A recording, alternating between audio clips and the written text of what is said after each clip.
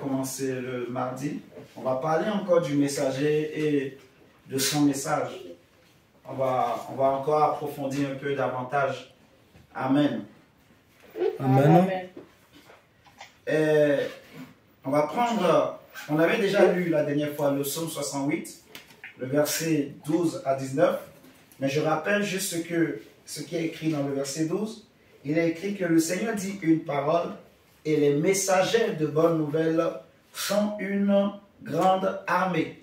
Et le verset 19 nous dit que tu es monté sur la hauteur, tu as emmené des captifs, tu as pris en don des hommes. Ce verset 19, Paul va le reprendre dans Éphésiens chapitre 4. Ce verset a été repris dans Éphésiens chapitre 4. Si nous pouvons le prendre. Éphésiens chapitre 4. Paul a repris ce verset.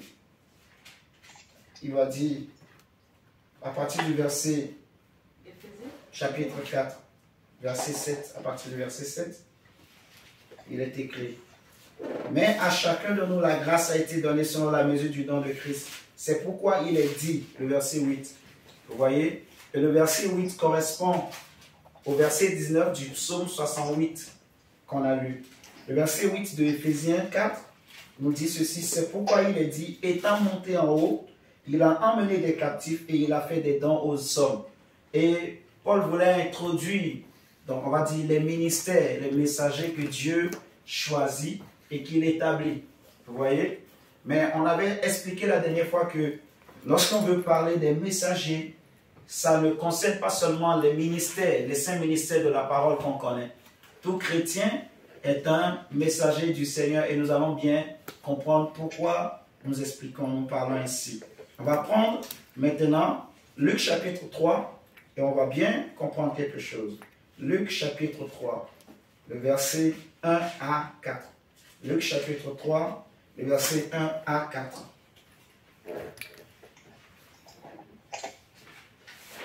Luc chapitre 1, le verset 3 à 4. Luc 3, 1 à 4. Oui, Luc 3, 1 à 4. Si tu peux nous lire, s'il te plaît, mon diable. Luc chapitre 3, verset 1 à 4.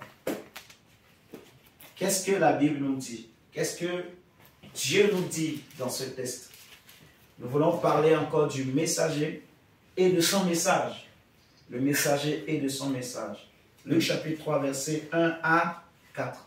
Lisons la parole de Dieu dans Luc 3, 1 à 4. Amen.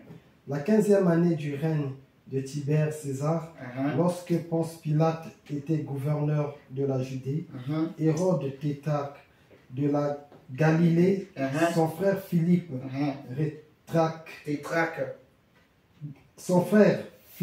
Tétrarque de l'Ithurée et du territoire de la Draconite, Lysania Tétrarque de la Bilène et du temps des souverains sacrificateurs Anne et Caïphe. Amen. La parole de Dieu fut adressée à Jean, fils de Zacharie, dans le désert. Et il alla dans tout le pays des environs, du Jourdain, prêchant le baptême de repentance pour la rémission des péchés, selon ce qui est écrit dans le livre des paroles d'Ésaïe. Le prophète, c'est la voix de celui qui crie dans le désert. Préparez le chemin du Seigneur, aplanissez ses chantiers. Aplanissez ses sentiers. Amen. Amen, amen. Je vais lire le même texte dans la version Alfred Cohen et nous allons voir un détail. La Bible nous dit que du temps de ces rois-là, dont on a cité César, Ponce Pilate, ainsi de suite, et de ces 2 souverains sacrificateurs, normalement, il ne peut pas y avoir 2 souverains sacrificateurs en même temps, dans une génération. Vous voyez? Mais comme c'était devenu un poste politique en ce temps-là, le poste, normalement c'est un poste, la Bible dit que nul ne peut s'attribuer cette dignité-là s'il ne l'a reçue de Dieu. Amen. Mais en ce temps-là, Israël était tellement tombé que même les postes religieux, les fonctions religieuses étaient devenues politiques. Vous voyez? Et c'est comme ça qu'il y avait eu en même temps deux grands souverains sacrificateurs. Donc, il y avait Anne et il y avait Caïphe. Ce qui n'était pas normal déjà. Vous voyez? Ça, c'est juste une parenthèse que j'ai fait, en fait, pour montrer que voilà, comme ça a été dans le passé, en notre temps aussi aujourd'hui, nous allons voir ces choses où la religion va se mélanger à la politique, où en fait, les hommes vont créer ce qu'on appelle une religion unique mondiale. Vous voyez? Déjà, le mot religion, ça n'a rien à voir. En fait, la Bible dit que la vraie religion, c'est de visiter les veuves, les orphelins. Vous voyez? Mais on voit aujourd'hui ce que le monde nous présente comme religion, ça n'a rien à voir avec la parole de Dieu. Vous voyez? Et ces choses sont écrites pour nous enseigner, comme on dit, et on va les vivre. On est en train de voir aujourd'hui une religion qui est en train de se lever, où tout le monde dit on a le même Dieu, les musulmans, tout ça, vous voyez? Et même aujourd'hui, les responsables des pasteurs, de tous les pasteurs protestants ou catholiques, c'est des postes politiques. Regardez le pape, c'est un poste, on nous fait croire que c'est religieux, tout ça, mais c'est politique. Il est président d'un État, ainsi de suite. Vous voyez? Donc, ce n'est plus un truc où c'est Dieu qui établit. C'est juste une parenthèse, hein, ça. Mais ici, ce que je veux soulever, la Bible dit au verset 2 que la parole de Dieu fut adressée à Jean. Et dans cette version, on nous répète la même chose, mais il y a une différence. On dit que cette année-là, Dieu appela dans les endroits déserts où il se trouvait Jean, fils de Zacharie, et lui confia son message. Vous voyez, Dieu a appelé Zacharie, Jean, fils de Zacharie, dans les lieux déserts, et Dieu va lui confier son message. Donc quand on dit que la parole de Dieu fut adressée à Jean, on veut dire que Dieu a confié à Jean son message. Vous voyez? Et on avait expliqué que le messager est plus grand que le prophète. Pourquoi? Tout simplement parce que le prophète, lui, il prophétise, il annonce des choses, mais le messager révèle le Messie, révèle le Fils de Dieu. Vous voyez? Et ce qui est important aujourd'hui en notre époque, c'est de révéler Fils, d'avoir la révélation de qui est Jésus et de pouvoir aussi le partager aux autres. On avait lu Malachie 3, où Dieu dit, vous verrez le messager de la nouvelle alliance que vous voulez, que vous entendez. Vous voyez? Malachie chapitre 3, verset 1. Ce messager de la nouvelle alliance, j'avais dit que, premièrement, c'est Jésus-Christ lui-même. On est d'accord? Donc, Jésus est venu avec un message, son message à lui, et lui-même, il est ce message. Vous voyez? Maintenant, il va confier ce message aux chrétiens. D'abord à Jean, mais après, c'est maintenant à nous. Donc, on va dire, nous sommes comme des relais. Vous voyez? Le vrai messager, c'est Jésus, mais les chrétiens sont comme des relais. Vous voyez? On va relayer ce message. Donc, Dieu nous parle, Dieu révèle Jésus à quelqu'un, ce quelqu'un aussi révèle à quelqu'un d'autre. Paul va dire, par exemple, à Timothée, en fait, ce que tu as entendu de moi, ce que tu as vu, confie-le aussi à des hommes fidèles. Tu vois, pour que eux aussi puissent transmettre cette connaissance-là de Jésus aux autres générations. Vous voyez ce que je veux dire? Amen. Et ici, on nous dit que c'est Dieu qui a donné son message à l'apôtre Jean. Vous voyez, c'est Dieu qui a donné son message à l'apôtre Jean. Ce que je veux insister aujourd'hui, c'est que il n'y a pas deux messages. On en avait parlé la dernière fois, mais je veux encore beaucoup insister, mes chers amis. Il n'y a pas deux messages. Il n'y a pas deux messages. Vous voyez, il n'y en a qu'un seul.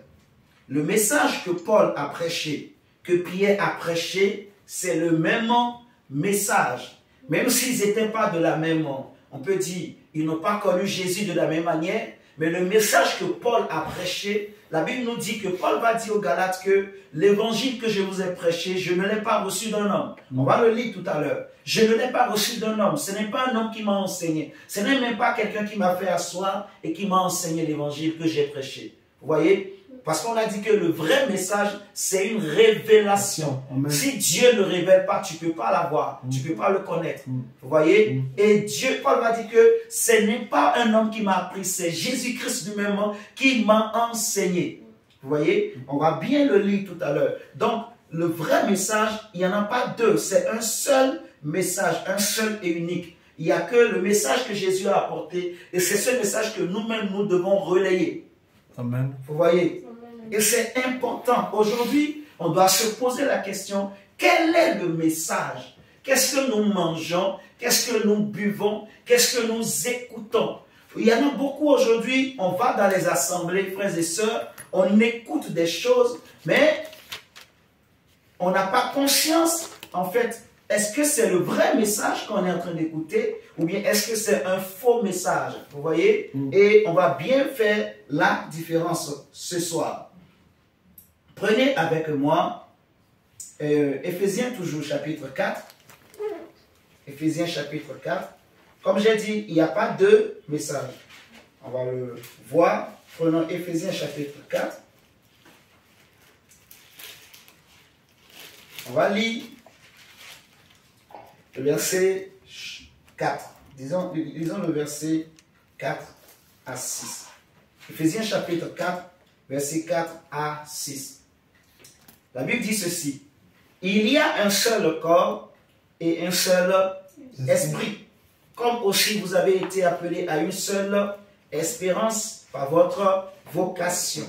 Il y a un seul Seigneur, une seule foi, un seul baptême, un seul Dieu et Père de tous, qui est au-dessus de tous et parmi tous et en tous. Ici, on dit que il n'y a pas deux Jésus, il n'y a qu'un seul. Il n'y a qu'un seul Seigneur, il n'y a qu'un seul baptême, il n'y a qu'une seule foi, il n'y a qu'une seule espérance. Vous voyez? Ici, quand l'apôtre dit il y a un seul baptême, en fait, le baptême ici dont il veut parler, en fait, il ne veut pas parler du baptême on va dire le baptême d'eau, le baptême, voilà. Il veut parler qu'est-ce que je dis? Il ne veut pas parler de... En fait, dans la Bible, il y a ce qu'on appelle la doctrine des baptêmes. Et le mot baptisé, baptême là, ça vient du verbe grec baptizo, et qui veut dire plonger dans l'eau. Donc, on peut être baptisé dans la parole, baptisé dans le Saint-Esprit, baptisé dans l'eau. Comme on avait vu dimanche, par exemple, Paul va dire que les enfants d'Israël dans le désert, ils ont été baptisés dans la nuée et ils ont été baptisés dans la mer. Si vous vous rappelez, on avait lu 1 Corinthiens chapitre 9, je crois, mondial. C'est ça, hein? 1 Corinthiens chapitre 9. Non, chapitre 10, excusez-moi. 1 Corinthiens chapitre 10.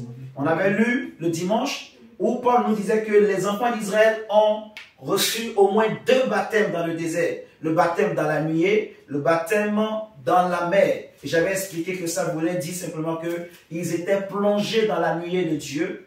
Ils étaient plongés, ils avaient pénétré la nuée de Dieu, en fait Dieu les a fait passer tous dans la mer. Vous voyez? Donc c'est ça aussi un baptême. Et ici on nous dit qu'il n'y a qu'un seul baptême. Cela ne veut pas dire que le baptême d'eau n'est pas un vrai baptême. Cela ne veut pas dire que le baptême dans le Saint-Esprit n'est pas le vrai baptême. En fait, ce que Paul veut dire par là, celui qui a reçu le vrai baptême dans l'eau, il est baptisé. Il n'y a pas 2 baptêmes dans l'eau. En gros, c'est ce qu'il veut dire. Il n'y a pas 2 baptêmes dans le Saint-Esprit. Il n'y a pas 2 baptêmes, en fait, dans la parole. Si tu es vraiment baptisé dans l'eau, c'est fini, tu es baptisé. Vous voyez ce que je veux dire? Tu n'as pas besoin que un jour encore quelqu'un te dise « Ah, viens encore, je vais te faire rebaptiser. » Non. Si tu as vraiment reçu le vrai baptême dans l'eau, c'est-à-dire par immersion, c'est bon. Si tu as reçu le vrai baptême dans le Saint-Esprit, il n'y en a pas 2 vrais baptêmes dans le Saint-Esprit. Vous voyez ce que je veux dire? C'est de ça Paul veut dire quand il dit qu'il n'y a qu'un seul baptême.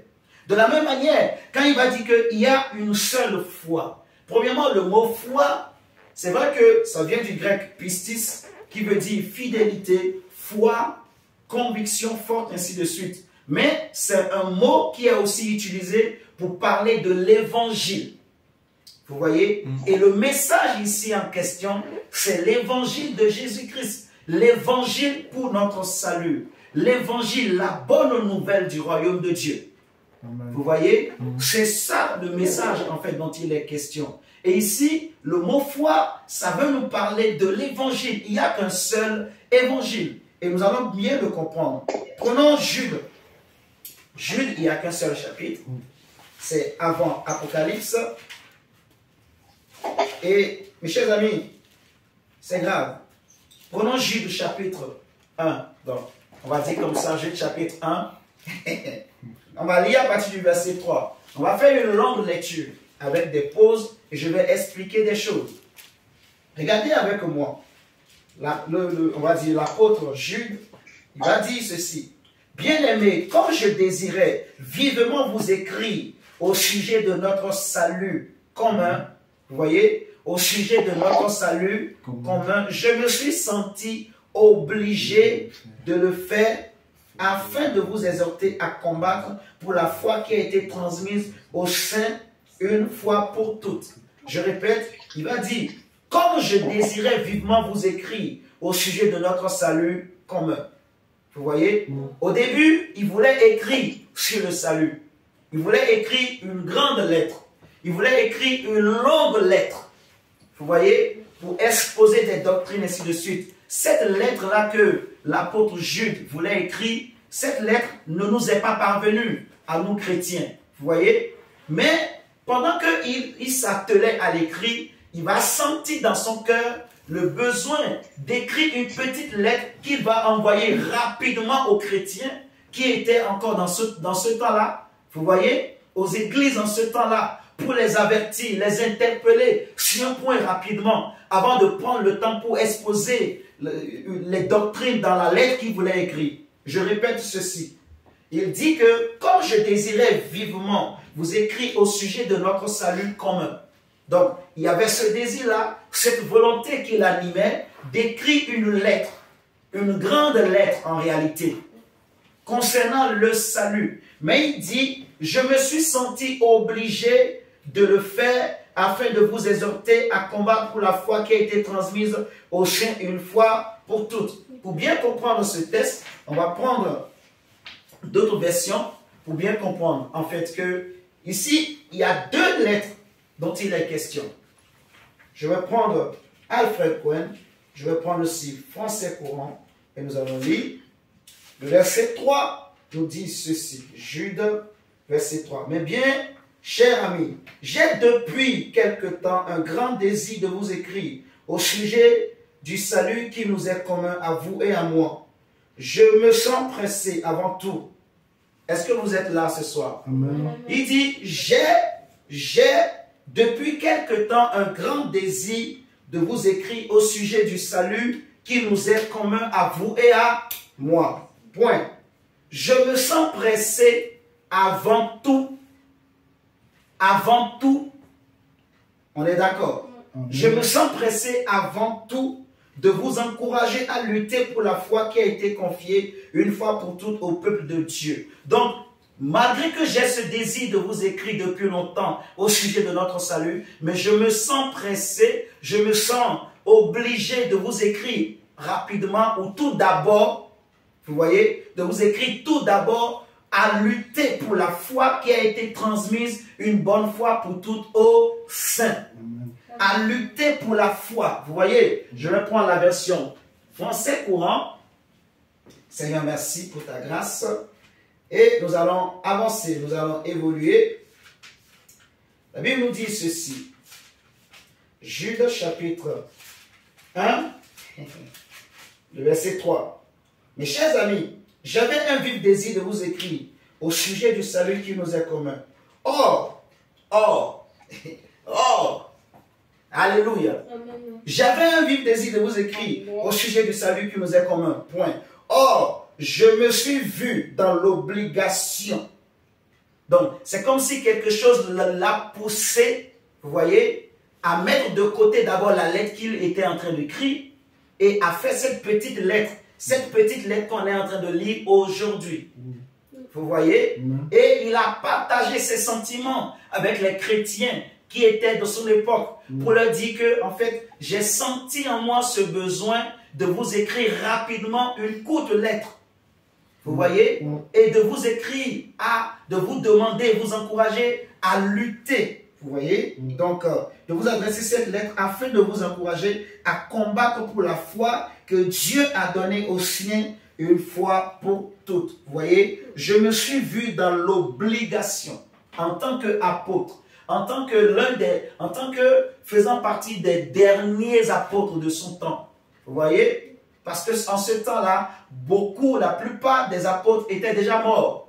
Donc, il ne restait plus beaucoup de personnes qui avaient connu la première effusion du Saint-Esprit. Il ne restait plus beaucoup qui étaient du vivant lorsque l'Église était née. Vous voyez? Et il va dire que j'ai senti cette obligation de vous écrire au sujet de la foi qui a été transmise aux saints une fois pour toutes. Eh bien ici, je me dis quoi? Que le mot foi ici dont il est question, premièrement c'est la foi que vous et moi nous avons en commun, vous voyez, mais ça parle aussi de l'évangile, l'évangile qui a été transmise une fois pour toutes aux saints. Vous voyez, ça parle de l'évangile. Tout simplement, vous allez bien comprendre pourquoi. Il a dit au verset 4, « Car il s'est glissé parmi vous certains hommes dont la condamnation est écrite depuis longtemps, des impies qui changent la grâce de notre Dieu en dissolution et qui renient notre seul Maître et Seigneur Jésus-Christ. » Vous voyez? Donc, en fait, il voulait avertir les chrétiens au sujet de ces faux prophètes. Et bien aimé, j'aimerais nous dire ce soir que dans la Bible, les faux prophètes, en grec, ça s'écrit pseudo-prophète. Vous voyez, souvent, sur les réseaux sociaux, on met pseudonyme, pseudonyme, pseudonyme. Vous connaissez ça, ce mot-là, pseudo, pour dire pseudonyme. Quand on met pseudonyme, ça veut dire quoi? C'est un faux nom, en fait. On dit, mets ton pseudonyme. Donc, tu mets un faux nom, ce n'est pas ton vrai nom. Tu mets un nom pour te cacher, en fait. Donc, c'est un faux nom. C'est un nom faux que tu te donnes pour te dissimuler, quoi, pour que les gens ne puissent pas te reconnaître. Si par exemple tu veux te connecter sur Facebook, tu ne veux pas que tes anciens amis te reconnaissent, tu mets un faux nom, ainsi de suite, tu vois. Donc tu vas te dissimuler dans la foule. Eh bien, en grec, les faux prophètes, on les appelle pseudo-prophètes. J'aime bien cette expression-là. J'aime bien ça en grec. Donc, faux prophètes, on va dire des pseudo-prophètes. Alléluia. Donc, l'apôtre Jude était en train d'avertir les chrétiens au sujet de ces pseudo-prophètes. On avait lu la dernière fois que Pierre dira que de même qu'il y a eu des pseudo-prophètes parmi le peuple dans le passé, il y aura aussi parmi vous des pseudo-prophètes. Vous voyez? Et il va dire que ce sont des impies dont la condamnation est écrite depuis longtemps. Et ils changent la grâce de notre Dieu en dissolution et qui renient notre seul Maître et Seigneur, Jésus-Christ de Nazareth. Vous voyez? C'est des personnes qui changent la parole de Dieu, qui viennent diluer l'évangile, qui viennent modifier l'évangile, vous voyez. C'est des personnes qui viennent ôter, en fait, l'essence même. En fait, Jésus va dire aux pharisiens que vous avez remplacé la parole de Dieu par vos traditions et par vos coutumes, vous voyez. Eh bien, ça n'a pas changé, en fait. Lorsque Jésus a donné l'évangile pur aux apôtres, ce que la Bible appelle l'évangile éternel. Il n'y en a pas deux évangiles, il n'y en a qu'un seul, un seul message. Vous voyez, un message qui élève Jésus. Et les hommes ont besoin d'entendre le vrai message, le vrai évangile. Vous voyez, le messager et son message. Celui qui est messager de Dieu, il a un message, il doit connaître ce message, il doit se focaliser sur le message que Dieu a donné aux chrétiens, aux enfants de Dieu, à l'église dans le monde entier. Vous voyez, le vrai message et non apprendre des messages qui sont des traditions, des coutumes que les hommes ont créées à côté. Vous voyez? Donc, il est en train d'avertir les chrétiens. Il va dire que je veux vous rappeler, à vous qui savez fort bien toutes choses, que le Seigneur, après avoir sauvé le peuple et l'avoir tiré du pays d'Égypte, fit ensuite périr les incrédules, qu'il a réservés pour le jugement du grand jour, enchaînés éternellement par les ténèbres, les anges qui n'ont pas gardé leur dignité, mais qui ont abandonné leur propre demeure. Que Sodome et Gomorrhe et les villes voisines, qui se livraient comme eux à l'impudicité et à des vices contre nature, sont donnés en exemple subissant la peine de feu éternel. Malgré cela, ces hommes aussi, entraînés par leur rêverie, souillent pareillement leur chair, méprisent l'autorité et injurient les gloires. Or, l'archange Michel, lorsqu'il contestait avec le diable et lui disputait le corps de Moïse, n'osa pas porter contre lui un jugement injurieux. Mais il dit que le Seigneur te reprime. Vous voyez? Eux, au contraire, ils parlent d'une manière injurieuse de ce qu'ils ignorent et ils se corrompent dans ce qu'ils savent naturellement comme les brutes. Malheur à eux, car ils ont suivi la voie de Caïn. Ils se sont jetés pour un salaire dans l'égarement de Balaam. Ils se sont perdus par la révolte de Corée. Ce sont des écueils dans vos agapes, faisant impudemment bonne chair, se répaissant eux-mêmes. Ce sont des nuées sans eau, poussés par les vents, des arbres d'automne. Ah, ces gens-là, ils ont des paroles. Des arbres d'automne sans fruits, 2 fois morts, déracinés, des vagues furieuses de la mer, rejetant l'écume de leur impureté, des astres errants, auquel l'obscurité des ténèbres est réservée pour l'éternité. Il dit, c'est aussi pour eux qu'Enoch, le 7e depuis Adam, a prophétisé en ces termes. Voici, le Seigneur est venu avec ses 5 myriades pour exercer un jugement contre tous et pour faire rendre compte à tous les impies parmi eux de tous les actes d'impiété qu'ils ont commis et de toutes les paroles injurieuses qu'on proférait contre lui, des pécheurs impies. On va s'arrêter là. Il nous parle ici en fait de ce qui caractérise les pseudo-prophètes. Ceux qui n'aiment pas le vrai message, ceux qui séduisent les chrétiens, ceux qui trompent les chrétiens, en fait. Vous voyez, il va dire, ils ont suivi la voie de Caïn, il va dire, ils se sont jetés dans la révolte de... ils se sont jetés point salaire dans l'égarement de Balaam, ils se sont jetés dans la révolte de Corée. Vous voyez, c'est des personnes, en fait, qui, pour l'amour de l'argent, ou à cause des sentiments, à cause des plaisirs de la chair, en fait, ils ont accepté de vendre l'évangile. Ils ont accepté de se corrompre, vous voyez. Ils n'ont pas craint Dieu, vous voyez. Et ils ont dilué le vrai message, en fait. Et ça a amené ce qu'on appelle les traditions des hommes. Les traditions des hommes. Paul va dire que si, non, c'est même pas Paul, l'apôtre Jean, il va dire que si quelqu'un vient à vous et il n'apporte pas ce message, ne lui dites même pas salut. Vous savez ça? La Bible dit que si quelqu'un vient à toi, chrétien, mais il n'apporte pas le message que Dieu a donné, il prêche un autre message. La Bible dit que la foi vient de ce qu'on entend. Il n'y a qu'une seule foi, mais cette foi-là vient de ce que tu entends. Donc, on ne peut pas dissocier la vraie foi du vrai message. Pour que tu aies la vraie foi, il faut que tu entendes le vrai évangile. Vous voyez? Il faut que tu entendes l'évangile pur. Parce que si, j'insiste, il n'y a qu'un seul évangile. Si tu entends un autre évangile, donc ta foi ne sera pas focalisée sur le seul évangile. Tu auras même 2 fois. Parce que la Bible dit que la foi vient de ce qu'on entend. Donc si toi tu entends 2 évangiles, donc tu auras 2 types de foi. Il y aura une foi qui va te dire que pécher c'est normal.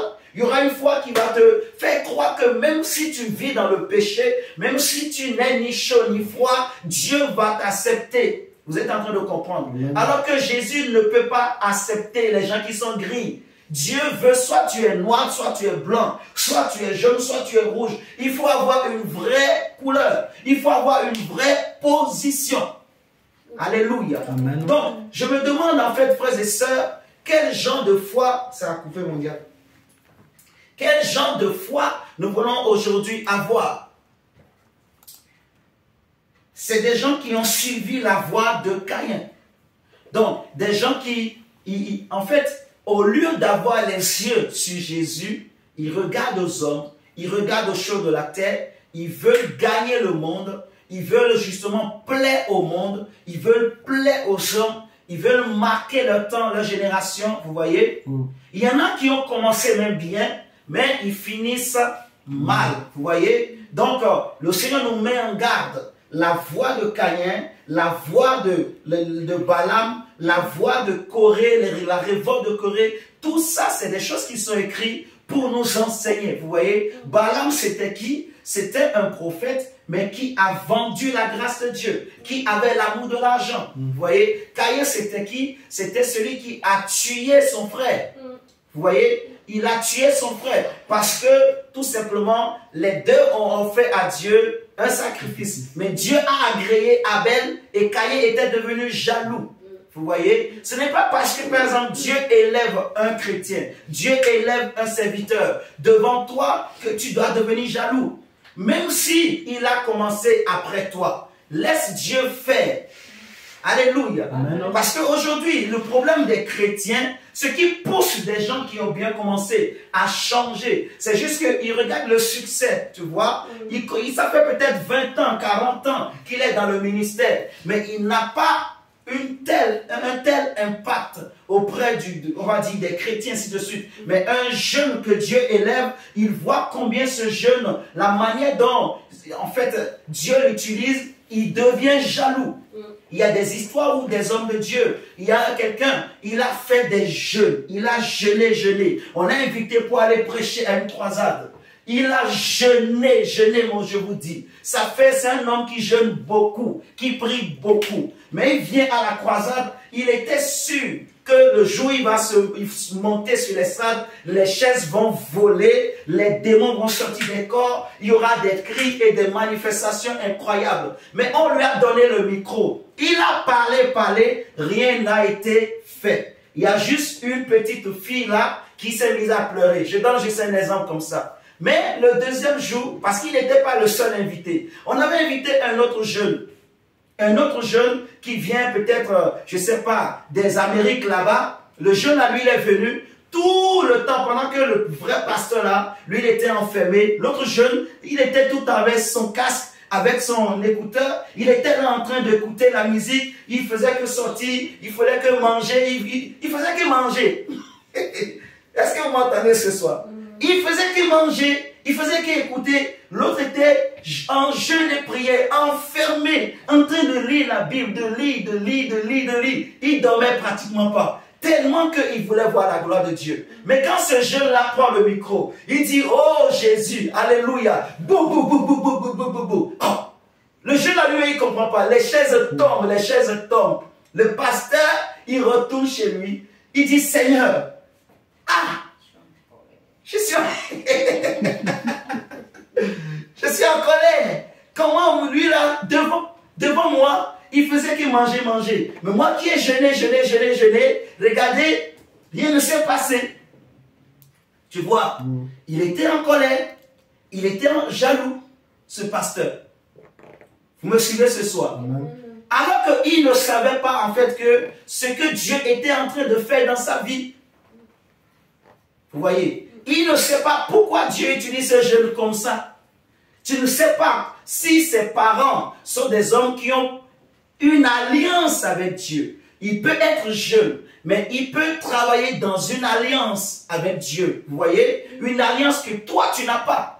Le jeune pasteur là, le jeune qu'il est en train de faire, il est en train de créer une alliance avec Dieu. Si lui n'a pas bénéficié, mais ses enfants, sa femme, sa famille en bénéficiera, vous voyez. Mais le jeune là, ses ancêtres ont fait des choses que lui, il ne savait pas, vous voyez. Donc, il y a beaucoup, en fait, c'est pour ça qu'on dit que les choses de Dieu, c'est des mystères. Les calculs de Dieu, on ne peut pas les sonder, on ne peut pas les maîtriser, vous voyez. Et ce jeune pasteur, vous voyez, il y en a, en fait, à cause de ça, il peut dire non, je ne peux pas supporter. Il va aller voir les féticheurs. Il va commencer par changer son message.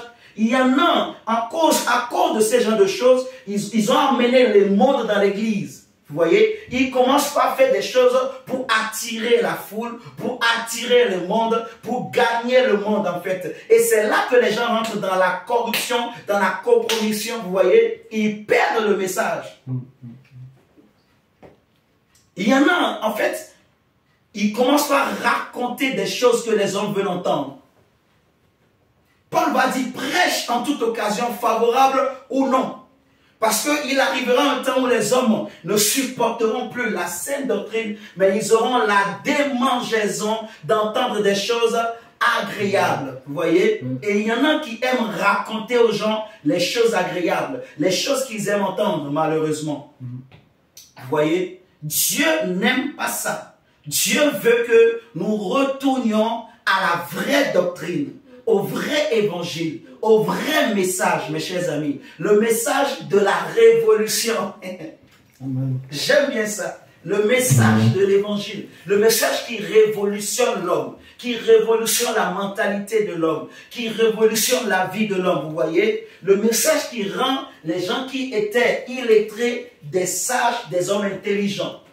Les pharisiens ont arrêté Pierre. Ils ont arrêté Jacques et Jean. Ils ont arrêté Pierre et Jean surtout. Et la Bible dit qu'on va les questionner. On va leur dire, de quel pouvoir avez-vous guéri ce paralytique? Pierre va dire, puisqu'il nous a été posé la question de savoir comment nous avons fait pour guérir ce malade, eh bien sachez, c'est le Jésus que vous avez crucifié, que vous avez tué, c'est lui que Dieu a ressuscité, et c'est en son nom que ce malade a été guéri. Parce qu'il n'y a pas sous le ciel aucun autre nom qui nous a été donné, par lequel nous les hommes, pouvons être sauvés. Ce Jésus que vous avez tué, il est en réalité la pierre angulaire qu'ont rejeté vous qui bâtissez, mais qui est devenue la principale de l'angle. Vous voyez, il n'y a pas un autre nom, il n'y a pas un autre message, il n'y a pas un autre sauveur, il n'y en a qu'un seul. Il est l'unique et le véritable Jésus-Christ de Nazareth.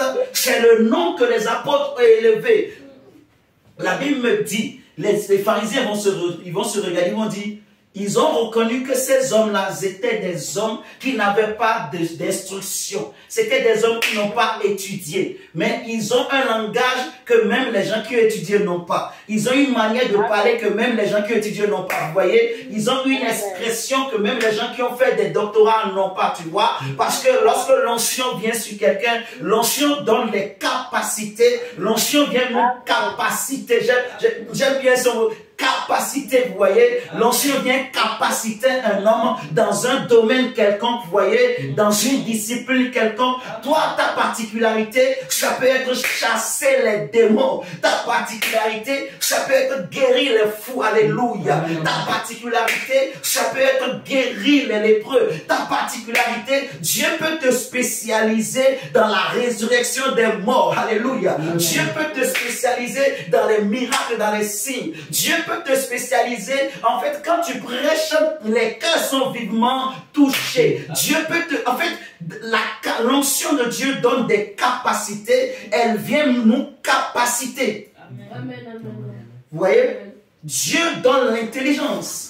Jésus va dire à Pierre, ce n'est ni la chair et le sang qui t'ont révélé ce que tu viens de dire, mais c'est mon Père qui est dans les cieux. On a besoin de révélation aujourd'hui. On n'a pas besoin du logos. On n'a pas besoin de la parole sans vie, mais on a besoin d'une parole qui est vivante. On a besoin de la révélation. La Bible dit, lorsqu'il n'y a plus de révélation, le peuple est sans frein. Le peuple est certainement va aller en enfer. Le peuple va se perdre lorsqu'il n'y a pas de révélation. Parce que c'est la révélation qui libère. C'est la révélation qui affranchit. C'est la révélation qui guérit. C'est la révélation qui ramène les hommes sur le droit chemin. Amen, amen, amen.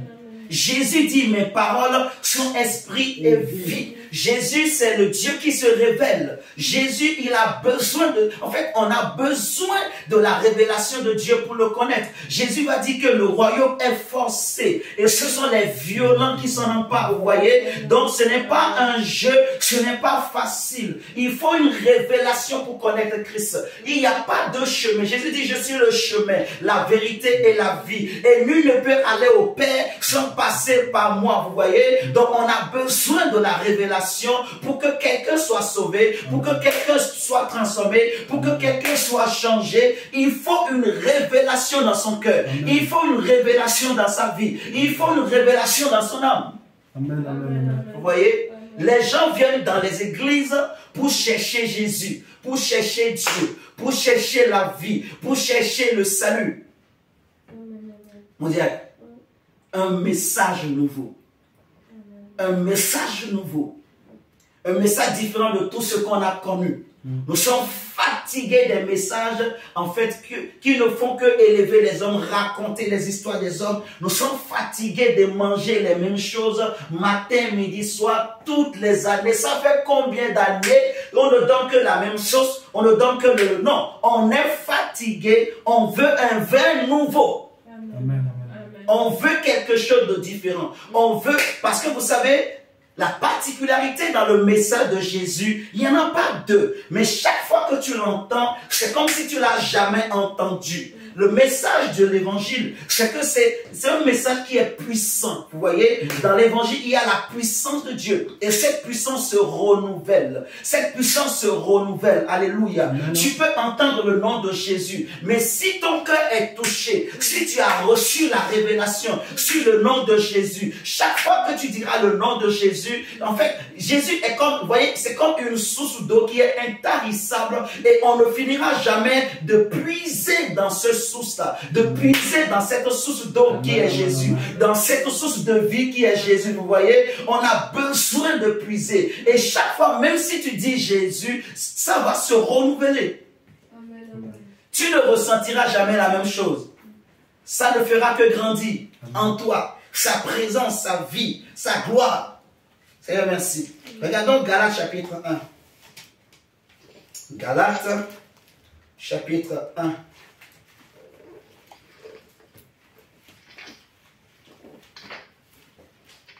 Paul dit ceci, verset 6. Je m'étonne que vous vous détourniez si promptement de celui qui vous a appelé par la grâce de Christ pour passer à un autre évangile. Non pas qu'il y ait un autre évangile, mais il y a des gens qui vous troublent et qui veulent renverser l'évangile de Christ. Vous voyez? Il y a des gens qui veulent renverser l'évangile. Il y a des gens qui veulent renverser l'évangile. Mais quand nous-mêmes, quand un ange du ciel annoncerait un autre évangile, que celui que nous vous avons annoncé, nous avons prêché, qu'il soit anathème.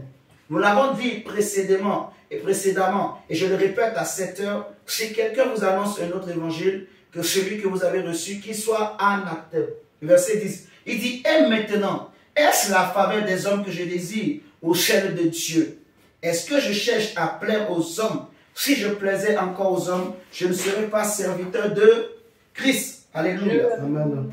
Donc, vous voyez, je veux insister sur le fait que celui qui a reçu la révélation de Jésus, ou le messager, en fait, il n'est pas là pour s'inquiéter de qu'est-ce que les gens vont dire, pour s'inquiéter de qu'est-ce que les gens vont penser. Le messager n'est pas là pour chercher à plaire aux hommes. Le messager n'est pas là pour calculer les sentiments des gens, ainsi de suite. Non, le messager n'est pas là pour chercher à apaiser, manipuler les sentiments des hommes. Non, il est là pour chercher à plaire à Dieu. Le vrai messager, vous voyez, le vrai messager, il n'est pas dans les sentiments. Il ne fait pas les choses, voilà, par familiarité, non. Il ne va pas favoriser sa famille, il ne va pas favoriser ses amis, il ne va pas favoriser ceux qui l'aiment, non. Il n'a pas besoin de savoir ça, ce ou cela même, non. Il est juste, il est dans la vérité, vous voyez. Il aime la vérité, il aime la justice. Mais aujourd'hui, nous voyons beaucoup d'hommes de Dieu, en fait, qui favorisent justement ceux qui sont proches, ceux qui, voilà, vous voyez, comme Jésus a dit, si vous aimez ceux qui vous aiment, qu'est-ce que vous faites de nouveau? Qu'est-ce que vous faites de meilleur? Les païens aussi, les publicains aussi, ils aiment ceux qui les aiment. Vous voyez? Donc, il faut plutôt aller au-delà. Regardez nous qui étions des païens. On n'aimait pas Dieu, on ne connaissait pas Dieu. Mais Dieu n'a pas regardé tout cela. On était ennemis de Jésus. Jésus n'a pas regardé cela. Même à la croix, ceux qui l'ont crucifié, la Bible nous dit, Jésus va dire à la croix, Père, pardonne-le. Vous voyez? Et l'un des soldats qui était là, quand il a vu la manière dont cet homme était mort, la Bible va dire qu'il va dire au fond de lui, il a dit ouvertement, cet homme était certainement le fils de Dieu. Donc imaginez un homme qui a vu une telle manifestation, une telle preuve d'amour. Imaginez, certainement après avoir vécu une telle expérience, cet homme a changé, cet homme s'est converti. Parce qu'en voyant aussi l'effusion du Saint-Esprit qu'il y a eu après, certainement son cœur, il s'est converti. La Bible n'a pas parlé de lui peut-être après, mais on voit qu'il a eu une conviction en lui que celui qu'on vient de crucifier n'était pas n'importe qui. Vous voyez? Donc Jésus n'a pas regardé qu'on lui a fait du mal. Jésus n'a pas regardé qu'on l'a crucifié, non.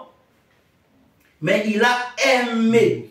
Il a mis le comble à son amour. Vous voyez? Il est allé au-delà de la méchanceté. Il est allé au-delà du mal, en fait. Vous voyez? Il a témoigné l'amour. Et c'est ce que nous devons aussi faire, en fait. En tant que messager, on n'est pas là pour chercher à plaire aux hommes. Et c'est ce que Paul disait aux Galates, en fait. Si je voulais encore plaire aux hommes, je ne serais pas serviteur de Jésus. Et il va dire au verset 11 que je vous déclare, frère, que l'évangile qui a été annoncé par moi n'est pas de l'homme. Car je ne l'ai ni reçu, ni appris d'un homme, mais par une révélation de Jésus-Christ. Vous avez su plutôt, en effet, quelle était autrefois ma conduite dans le judaïsme. Comment je persécutais à outrance et ravageais l'église de Dieu. Et comment j'étais plus avancé dans le judaïsme que beaucoup de ceux de mon âge et de ma nation, étant animé d'un zèle excessif pour les traditions de mes pères.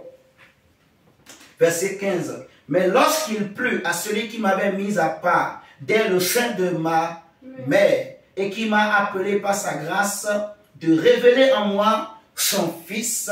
Vous voyez? Donc il dit, lorsqu'il a plu à celui qui m'a mis à part de révéler en moi son fils. Donc le message, il faut avoir reçu une révélation. On ne se lève pas pour s'improviser messager. Le vrai messager, il a reçu une révélation. Alors je pose une question. Si quelqu'un se dit qu'il est messager et qu'il a reçu une révélation, c'est qu'il a reçu des rouleaux, il a reçu un message que Dieu lui a dit clairement de prêcher. Frères et sœurs, le messager, il a un message, j'insiste. Un message que Dieu lui a, vous allez voir, on va voir ça tout à l'heure. Un message que Dieu vient déposer dans son esprit. Vous voyez, le messager, il a des stocks de rouleaux, ça finit pas. Il a un rouleau. Vous voyez, c'est comme un livre en fait. Voilà, pour parler clairement, c'est un livre que Dieu prend, qu'il pose en lui. Vous voyez, et dans ce livre, il y a plusieurs pages. C'est comme la Bible, il y a plusieurs pages, vous voyez. Donc, il y a des rouleaux, il y a des choses à dire, il y a des choses. Vous voyez. Donc, il a un message. Paul va dire que lorsqu'il a plu à celui qui m'avait appelé, de révéler en moi qui? Christ. Christ qui est le message. Vous voyez. Il va dire, je n'ai pas consulté ni la chair, ni le sang. Vous voyez. Donc, Paul a reçu le message et il s'est mis aussi à le partager aux autres. Il a commencé par relayer le message qu'il a reçu. Vous voyez? Et c'est comme ça que Dieu va dire à Ézéchiel. Donc, dans Ézéchiel chapitre 2, regardons. Le message, il faut le recevoir. Ézéchiel chapitre 2. Est-ce que ça va pour tout le monde? Amen. Ézéchiel chapitre 2. Le verset 8 à 10. J'insiste, mes chers amis, le messager, comme Jean-Baptiste, il faut qu'il reçoive le message de Dieu. Aujourd'hui, si quelqu'un dit qu'il est prophète, il faut qu'il nous dise quel est le message qu'il a reçu. Qu'il nous parle du message qu'il a reçu. Vous voyez, le message, ce n'est pas les rêves et les songes que je fais. Les gens vont peut-être me détester, hein? Mes frères et sœurs, nous allons dire la vérité. Le message, ce n'est pas la multitude des songes et des rêves. C'est une parole. C'est une révélation. Il y en a même, ils cherchent des révélations et puis ils commencent par enseigner des choses qui, en fait, ça ne donne pas le salut. savez, il y a des choses, je n'ai pas besoin de savoir ça, ça ne m'apporte rien. Nous allons bien comprendre tout ça, mes chers amis. Prenons Ézéchiel chapitre 2, versets 8 à 10. La Bible dit quoi? Et toi, fils de l'homme, écoute ce que je vais te dire. Ne sois pas rebelle comme cette famille de rebelles. Ouvre ta bouche et mange ce que je te donnerai. Alléluia. Il dit, je regardais, voici, une main était étendue vers moi et elle tenait un livre en rouleau. Vous voyez, le messager et son message. Ézéchiel, Dieu l'avait appelé depuis, avant même la fondation, bon, je vais dire, Dieu l'avait élu, Dieu l'avait choisi avant la fondation du monde. Et quand le temps plutôt de Dieu pour l'appeler est arrivé, vous arrivez à faire la différence entre l'élection et l'appel. On avait déjà bien expliqué, on est choisi avant la fondation du monde, mais on n'est pas appelé avant la fondation du monde. Vous voyez? Donc, Dieu connaissait Ézéchiel, il avait choisi, il avait prédestiné. Quand le temps de Dieu est arrivé, Dieu va le visiter, Dieu va se révéler à lui. Et le Seigneur va lui donner un message. Vous voyez? Et Dieu lui dit, justement, ouvre ta bouche et mange ce que je te donnerai. Et il dit, je regardais, voici, une main était étendue vers moi et elle tenait quoi? Un livre en rouleau. Il le déploya devant moi et il était écrit en dedans et en dehors. Des lamentations, des plaintes et des gémissements y étaient écrits. Vous voyez? Si nous prenons le chapitre 3 qui est la suite, jusqu'au verset 3, il me dit, fils de l'homme, mange ce que tu trouves. Mange ce rouleau et va. Parle à la maison d'Israël. J'ouvris la bouche et il me fit manger ce rouleau. Il me dit, fils de l'homme, nourris ton ventre et remplis tes entrailles de ce rouleau que je te donne. Frères et sœurs, c'est des textes qui m'ont beaucoup aidé dans ma vie, mes frères et sœurs. Quand je cherchais Dieu, c'est des choses que j'ai apprises, qui m'ont poussé à beaucoup lire la Bible. À beaucoup lire la parole de Dieu, en fait. Mais je ne savais pas moi-même. Et pourtant, en ce temps-là, j'étais déjà prédicateur. Je prêchais déjà l'évangile. J'étais déjà évangéliste. Je prêchais déjà.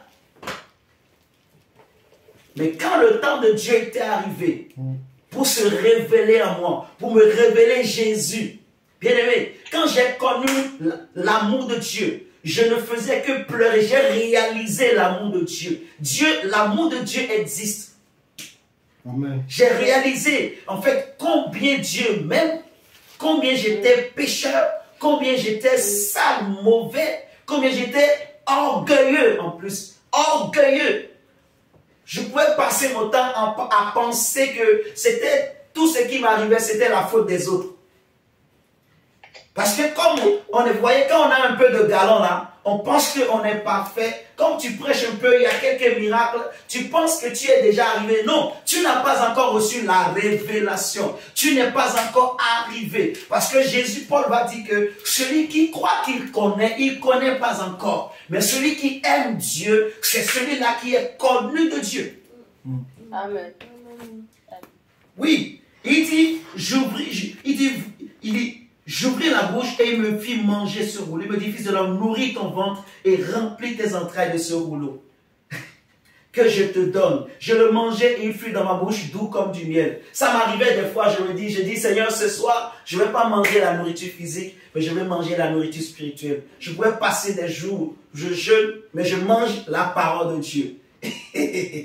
Je mangeais. J'étais arrivé à un niveau où mes frères et sœurs, c'était comme du miel dans ma bouche. C'était comme du miel. J'avais ce goût-là de miel. C'était tellement beau. Mon diacre. Il dit, nourris ton ventre. Nourris ton ventre remplis tes entrailles de ce rouleau que je te donne. Je le mangeais et il fut dans ma bouche doux comme du miel. Vous voyez? Si nous prenons le verset 10, il me dit, fils de l'homme, reçois dans ton cœur et écoute de tes oreilles toutes les paroles que je te dirai. Donc c'est très important en fait. Si tu es messager, il faut d'abord que tu cherches à recevoir la révélation. Donc, il faut écouter les enseignements parce que la grâce aussi se communique. Alléluia. Amen. Il faut écouter. On va t'indiquer, on va te guider, on va te montrer comment il faut faire et tu vas recevoir la révélation. Tu vas recevoir, Paul dit, en fait, ce que tu as appris de moi, Timothée, confie-le. Tu vois? Donc, en fait, le message se confie. Je ne sais pas si vous le comprenez. Il y a des gens à qui Dieu a donné et eux aussi, ils confient à d'autres. Vous voyez? Donc, Dieu aussi, il attend que quelqu'un comprenne et qu'on lui confie aussi le dépôt, le rouleau. Vous voyez? Le message du messager, mes chers amis. C'est un livre, c'est un rouleau que Dieu dépose dans l'homme. Et tu n'as pas besoin de forcer, ça va couler tout seul. Vous voyez? On peut prendre Apocalypse, prenons aussi Apocalypse. Seigneur, merci. Apocalypse, chapitre 14. Chapitre 14, c'est bien ça. Apocalypse, chapitre 14, la Bible nous dit ceci. Le verset 6. Apocalypse, chapitre 14. Je vis un autre ange qui volait par le milieu du ciel. Mais avant même de prendre Apocalypse 14, prenons Apocalypse chapitre 10 d'abord. Apocalypse chapitre 10. Le verset 1 nous dit quoi? Je vis un autre ange puissant qui descendait du ciel enveloppé d'une nuée. Au-dessus de sa tête était l'arc-en-ciel et son visage était comme le soleil et ses pieds comme des colonnes de feu. Il tenait dans sa main un petit livre ouvert. Un petit livre ouvert.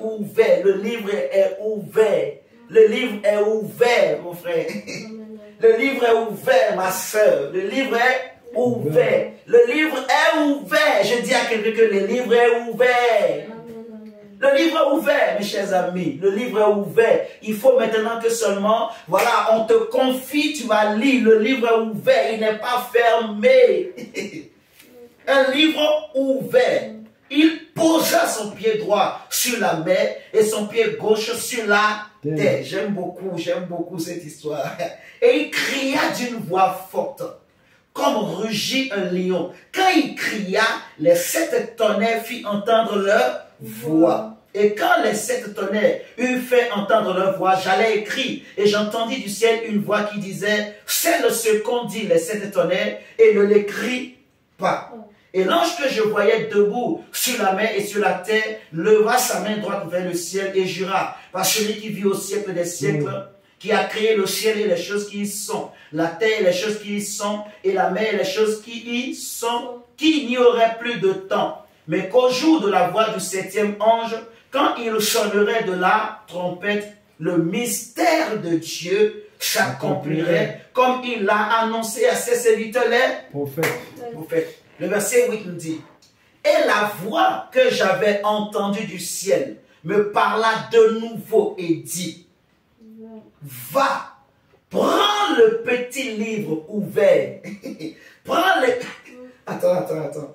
On a insisté. Prends le petit livre ouvert. Donc, l'ange est venu confier le livre à quelqu'un.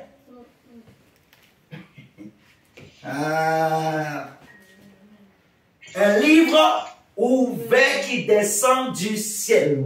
Un livre ouvert qui est venu d'en haut. Un livre qu'on a brisé les sceaux. Un livre, en fait, c'est ouvert. Tu peux feuilleter.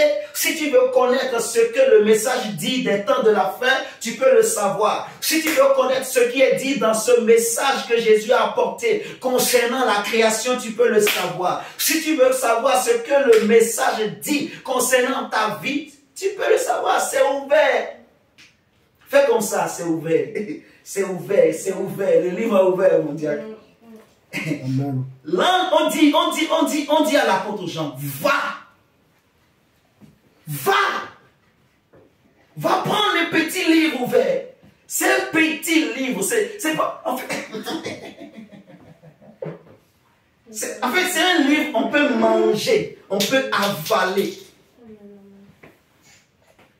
Est-ce que quelqu'un me comprend ce soir? Le message, c'est un livre et il est fait en sorte que l'homme peut le manger, l'avaler. S'il était trop gros, vous voyez, on ne peut pas les manger. Donc Dieu a fait en sorte qu'il est petit de taille, mais ce qui est à l'intérieur est costaud. Ah, Jésus. On dit, va. Et c'est ce que Dieu veut dire à quelqu'un ce soir. Va prendre le petit livre. Va prendre le livre ouvert. Va prendre le livre ouvert. Ne laisse pas les gens te séduire. Il y a un ange que Dieu a envoyé pour te confier les petits livres. Il y a un ange que Dieu a mis devant toi pour te confier le petit livre ouvert. Oh, je veux confier à quelqu'un. Dieu veut te confier les petits livres. On dit à Jean, va, prends les petits livres ouverts. Mon diacre, le livre ouvert. Le livre ouvert. Quand le livre est ouvert, les révélations tombent. Vous voyez, quand le livre est ouvert, on sait c'est quoi le Père. Quand le livre est ouvert, on n'a plus de mystère sur le Fils de Dieu. Quand le livre est ouvert, on comprend c'est quoi le Saint-Esprit. On comprend c'est quoi la Jérusalem. On comprend même c'est quoi le vin nouveau. Quand le livre est ouvert, on comprend les choses facilement. On n'a pas besoin de forcer. Il suffit seulement de prendre ta Bible, tu l'ouvres et tu vas voir la page 1. Tu vas voir la page 2. Tu vas voir la page 3. Parce que c'est déjà disposé. Parce qu'on t'a confié. Amen, amen, amen. Je ne sais pas si le cœur de quelqu'un est en train de brûler au-dedans de lui, quelqu'un qui veut prendre, arracher ce petit livre ouvert, mon diacre. Quelqu'un qui désire prendre, arracher ce petit livre ouvert. Il y a l'ange qui est là, qui tient le petit livre, il veut te confier. On veut te confier. Il y a une délégation angélique, spirituelle, divine, qui vient avec ce livre bien emballé, bien encadré, tu vois, et on vient pour te confier. Va, viens prendre. Je dis à quelqu'un, viens prendre le petit livre, le livre de la révélation. Viens prendre le petit livre. On lui dit, va.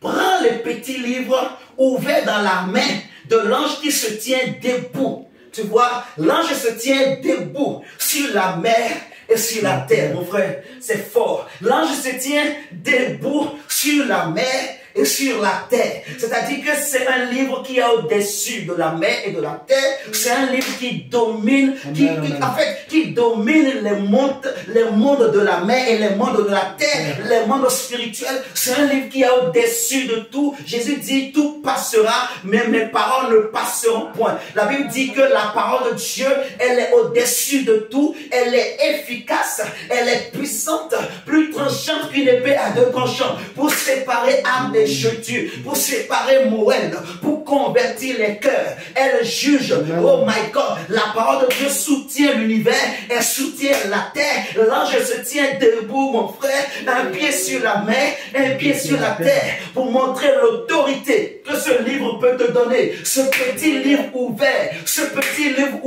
il n'y aura plus de mystère pour toi. Non pas par ta force, mais il y a l'ange qui est venu avec le livre ouvert pour te l'apporter, pour t'apporter ce livre ouvert. Et Dieu te dit, prends-le. Dieu te dit, arrache-le. Dieu te dit, va le prendre. Dieu te dit, ne laisse pas l'ange repartir. Ne laisse pas l'ange repartir. Dieu te dit, prends le livre. Débrouille-toi, mais il faut que tu prennes ce livre ce soir. Amen, amen, amen. Oh mon frère, je dis à quelqu'un, là où tu es, tu n'es pas seul. Où tu n'es pas seul. Oh, tu n'es pas seul. Il y a un ange à côté de toi qui est venu avec un livre. Qui te dit seulement, prends-le. arrache-le. Prends le livre ouvert. Le livre est ouvert. Le message est accessible. Le message est pour toi. Le message est pour ta famille. Le message est pour toi. Le message de Jésus-Christ de Nazareth. Si hier tu avais entendu un faux message, mais aujourd'hui Dieu vient te confier. Dieu vient te confier. Il y a un ange qui est au-dessus de la terre, qui est au-dessus de la mer, au-dessus des eaux, au-dessus des problèmes, au-dessus de tous les autres messages. Amen. Oh my God. Amen. Jesus. Et l'ange vient, mon frère. Le livre est ouvert pour toi. Mon diacre, le livre est ouvert pour ta vie. Le livre est ouvert pour toi, ma soeur. Le livre est ouvert. Dieu te dit seulement, prends le livre. Prends le livre. Arrache-le. Prends de la main de l'ange. Prends-le. Amen. Prends-le, prends-le, prends-le, prends-le. Jesus. La Bible dit, verset 9, et j'allais vers l'ange en lui disant de me donner le petit livre. Et il me dit, prends-le et avale-le. Il sera amer à tes entrailles, mais dans ta bouche, il sera doux comme du miel. Je pris le petit livre de la main de l'ange et je l'avalai. Il fut dans ma bouche doux comme du miel, mais quand je l'eus avalé, mes entrailles furent remplies d'amertume. Verset 11, puis on me dit, il faut que tu prophétises de nouveau sur beaucoup de peuples, sur de nations, de langues et de rois. Alléluia. Amen. Mon frère, ma soeur, le livre est ouvert pour toi. Amen. Et dans ce livre, il y aura des messages. Il y a des choses que Dieu va te donner, que tu vas te mettre à parler. Tout à coup, ça, quelque chose va te saisir. Et tu vas commencer par dire des choses. Tu vas dire papa, papa, papa. Et après, toi-même, tu ne sais plus. Mais tu as déjà parlé. Parce que le livre est avec toi. Parce que le livre vient rentrer en toi ce soir. Je dis que le livre vient rentrer en toi ce soir. Tu as beaucoup désiré. Tu as beaucoup cherché. Je parle à une personne. Tu as beaucoup cherché. Et l'ange est venu ce soir pour te donner le livre. Il va le mettre dans ton esprit. Il va le mettre dans ton cœur. Il va le mettre dans ton âme. Il va mettre le livre en toi. Ce livre est petit. Oh. Mais ce livre est costaud. Le livre de la révélation. Le livre de la révélation. Le livre qui contient la révélation sur le Messie. L'évangile du royaume de Dieu. Paul va dire par le Saint-Esprit que l'évangile est simple. Tu vois, il y a des gens, pour impressionner les gens, pour impressionner les autres, mais ils ont de grosses Bibles. Vous voyez, ils font des grosses Bibles comme ça. C'est tellement grand. Non, on n'a pas besoin de tout ce grand Bible-là. C'est un petit livre, mais qui est ouvert. Mais à l'intérieur, c'est ce qui est à l'intérieur qui est important. Ce n'est pas l'extérieur qui compte, mais c'est l'intérieur qui compte. Alléluia. Et quand c'est un livre qui vient de Dieu, ce livre-là contient tous les mystères qu'il te faut, toutes les connaissances qu'il te faut. La Bible dit que dans ce livre se trouvent tous les trésors de la science et de la connaissance. La Bible dit que dans ce livre se trouvent les richesses de ta vie, les richesses pour ta famille. Amen. Amen. Frère, je vais insister aussi sur un point, c'est que ce livre te donne une autorité sur la terre et la mer, au nom de Jésus. Ce livre te donne une autorité. La parole de Dieu te donne une autorité. La parole de Dieu te donne une puissance. La parole de Dieu, quand ce livre entre en toi, Dieu te fait changer de dimension. Dieu te fait agir, opérer dans la dimension des grands, des autorités, au nom de Jésus-Christ de Nazareth. Dieu t'amène à opérer dans la dimension de ceux qui parlent et les choses s'accomplissent, ceux qui ont une voix, ceux qui ont une parole. Dieu te fait rentrer dans la dimension de ceux qu'on consulte. Alléluia. Si hier dans le passé, les gens ne t'écoutaient pas quand tu parlais, les gens ne faisaient pas cas de ce que tu disais, mais parce que l'ange est venu ce soir, prends le livre, tu vas voir au nom de Jésus. Les gens chercheront à écouter ce que tu vas dire. Les gens s'arrêteront pour t'écouter, même dans ton travail, même là où tu es. Peu importe l'endroit, les gens vont t'écouter. Amen. My God, on dit le message. Le messager et son message. Donc il faut que le messager reçoive le message. Il faut que le messager prenne le message. Il faut que le messager reçoive la révélation. Mon diacre. Ah, il y a un ange ici là. Dans la naissance. Il y a un ange. Ah, la Bible nous dit dans l'Apocalypse 14. comme on devrait aller tout à l'heure, Apocalypse 14, le verset 6. Je vis un autre ange qui volait par le milieu du ciel. Le messager et le message. Le message, il faut le recevoir. Le message, il faut le recevoir. Et c'est un livre, mon frère. La Bible dit, je vis un autre ange qui volait par le milieu du ciel, ayant un évangile éternel. Ça a coupé, mon diable. Ah, on a dépassé là. Excusez-moi. Pardonnez-moi. Ah, je n'ai pas vu. On a fini. On va lire ça, excusez-moi. Et puis on va finir. 14, verset 6. Hein? Oui, verset 6 à 7. Seigneur, merci. Seigneur, merci. Excusez-moi, tout le monde m'entend? Oui, amen. Excusez-moi, je n'ai pas fait attention, on a dépassé le... J'avais pas... En fait, comme c'était derrière moi la montre, j'ai pas... Ah, Seigneur, bon, pardonne-moi. Pardonnez-moi. Mais, je bénis le Seigneur en tout cas. Je crois qu'on a compris, en fait, que le Seigneur veut donner vraiment ces rouleaux-là, ce message à quelqu'un. Et ce quelqu'un-là, c'est toi. Amen. Ce quelqu'un, c'est toi et moi. Dieu veut donner ce message-là, vraiment. Et il y a un ange qui est venu. On lit juste Apocalypse 14, verset 6 à 7, on va s'arrêter là. Il dit, je vis un autre ange qui volait par le milieu du ciel, ayant un évangile éternel pour l'annoncer aux habitants de la terre, à toute nation, à toute tribu, à toute langue et à tout peuple. Il disait d'une voix forte, craignez Dieu et donnez-lui gloire, car l'heure de son jugement est venue, et adorez celui qui a fait le ciel et la terre et la mer et les sources d'eau. Remarquez qu'on dit que son évangile est éternel, et c'est pour l'annoncer à tous les peuples. Les nations, les tribus, les langues, ainsi de suite. En fait, vous voyez, et c'est ça l'évangile. L'évangile est éternel. L'évangile n'est pas né aujourd'hui. L'évangile ne changera pas, vous voyez. L'évangile va aller jusque dans l'éternité. L'évangile ne changera pas. C'est la bonne nouvelle du royaume de Dieu, vous voyez. C'est la bonne nouvelle qui nous présente Jésus.